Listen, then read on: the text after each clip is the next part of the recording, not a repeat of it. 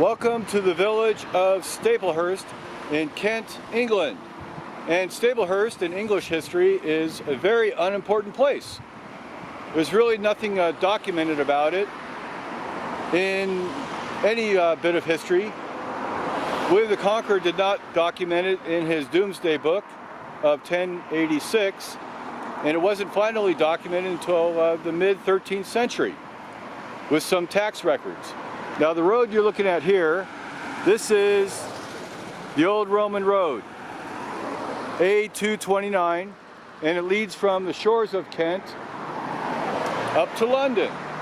And Staplehurst is a very important place because this town is the home of our 10 times through 6 times great-grandparents, the Chacksfields.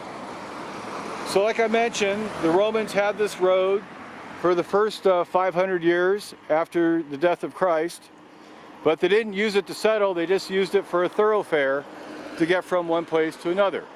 So the town was never really settled till much later, as I mentioned, in the 13th century.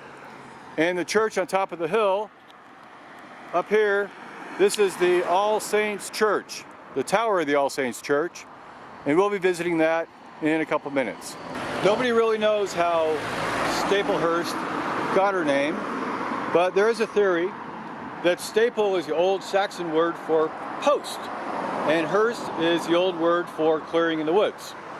So it's simply the post in the clearing of the woods. And it may have been on this road, which is A229, the old Roman highway.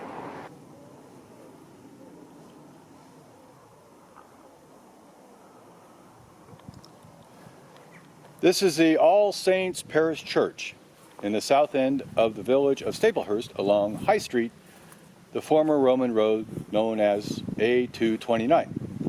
And this is the first church ever built in Staplehurst, probably in the 12th century. And before this whole village was really occupied by a bunch of heathens and peasants. And today, All Saints is an Anglican church of the Diocese of Canterbury. And All Saints is purely a Norman church. You can completely tell by the architecture. It's situated about 130 feet above ground, above level of a top hillock of small paludina limestone. Now, it was further enlarged in 1425 with this west tower. This is the church tower of All Saints. Now, All Saints was built in the 12th century, but the tower was added in 1425, after 300 years. And the tower features 10 bells, none of which are from the original church. The oldest bell was cast in 1605, and the 2 newest ones were cast in 1996. And the clock up here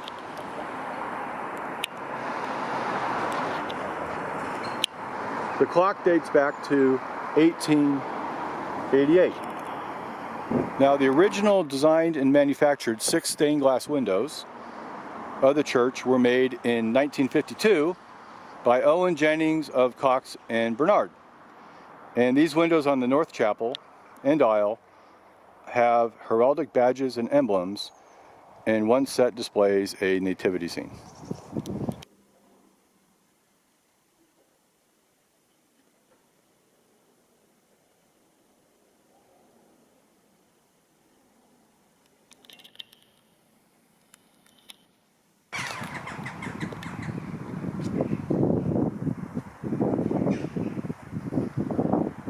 Hi, this is the most notable feature of All Saints Church.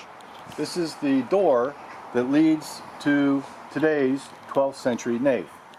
Now, the door itself was built in 1050, which is almost 100 years before this church was actually built, but is used on the church's original building.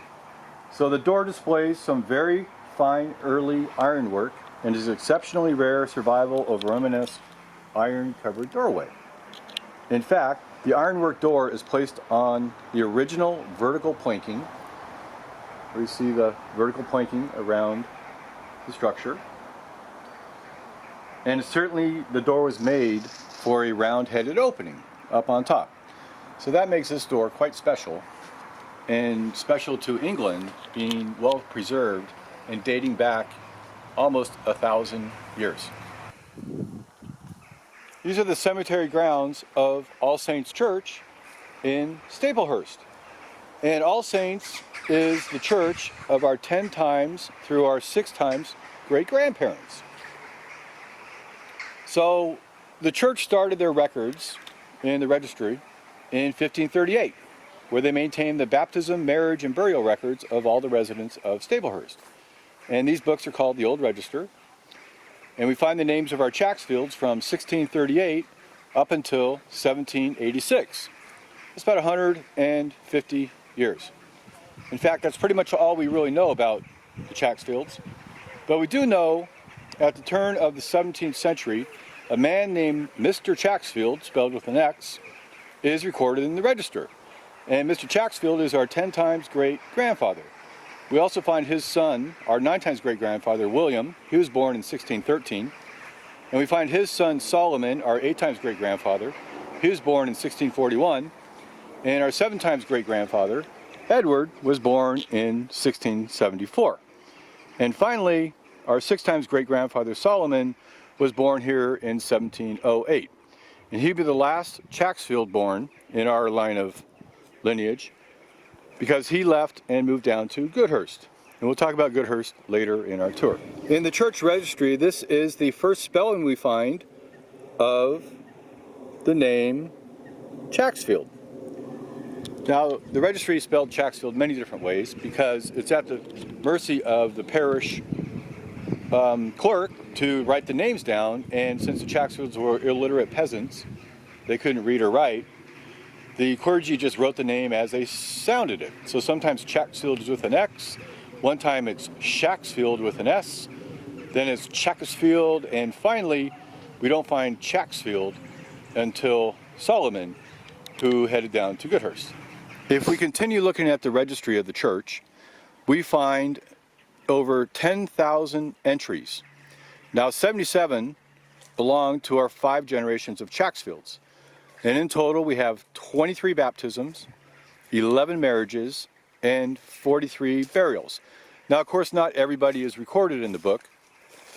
Sometimes they're recorded with different names.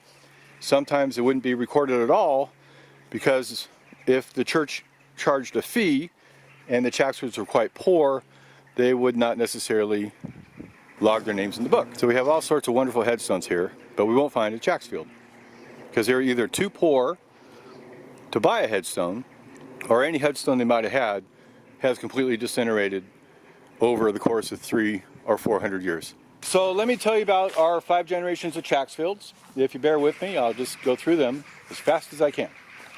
So our 10 times great-grandfather was Mr. Chacksfield. He came to Staplehurst about 1600. He had 4 sons, George, William, Solomon, and John. Now William is our 9 times great-grandfather. He was born here in 1613 and he died in 1667. He married Catherine. They had 3 children. The youngest child was Solomon, our 8 times great-grandfather. He was born here in 1641 and died in 1691. And Solomon was only 26 years old. And at the time, Staplehurst was a complete disaster. There was a civil war, the second outbreak of the bubonic plague, in a time when the woolen industry, that was this town's industry, folded when the Flemish came over and taught the English all about thread making. So Solomon married Susanna Houseco in 1672, and Solomon and Susan had 4 surviving sons. They all lived and born here in Staplehurst, and they worked as tenant farmers. So they rented property on a farm, and they had a house on a farm, and all the produce and vegetables and anything you can grow on the farm paid as their rent. Their oldest son, Edward Chacksfield, he's our 7 times great-grandfather. Like his parents, he was illiterate and poor, and he was a farmer. He was baptized here at All Saints, and he married Elizabeth Masters in 1701, also at this church. They had 6 children. Edward died in 1743, and Elizabeth died in 1751. And they're buried here in this cemetery, but we won't find their headstones. Now their fourth child was Solomon Chacksfield, our 6 times great-grandfather. This is the first time we ever see the spelling of Chacksfield with the CH ch and the CK, Chacksfield. Now Solomon was born in 1708 and baptized here at this church. Now Solomon, our 6 times great-grandfather, he was born here in Staplehurst and baptized in this church. And his father Edward died in 1743. Since he was the 3rd child of the family, and the town was a complete disaster, still very poor, he packed up and he left for a better life. And he found his way down to a town called Goodhurst, and Goodhurst was hopping with hops at the time, so he was able to find work with a farmer on a hops farm, and he lived there for a few years, and then he got married, and they moved on to Tenderton. Now, people didn't live up here in the old days, old days. This is all used for grazing other farm animals. So in the spring and summer, they would come up here, farm their animals, and then they would take them home during the winter months. It's really cold and boggy, and nobody wants to live up here anyway. So eventually, a few people began to live here, and this den became a folk den. So folk people living here, a folk den. And as the population grew, the land was parceled out in manors. And men owed duties and rents to the manor in which they lived. And they had to travel quite a bit to pay their rent. So they started to establish sub-manors. And the sub-manors became little populations outside the main manor. And soon enough, Staplehurst grew into its own parish, and the boundaries mostly defined by local rivers and streams. And she acquired her first church and burial ground in the 12th century. And finally, Staplehurst became its own village because the people preferred to live by the church and alongside the road instead of the stream. And today, Staplehurst is a small village of only 2,500 homes and 6,000 residents. So that concludes our quick tour of All Saints Church, the church built in the 12th century and home of our 10 times through 6 times great-grandparents, the Chacksfields. Thanks for watching. Bye.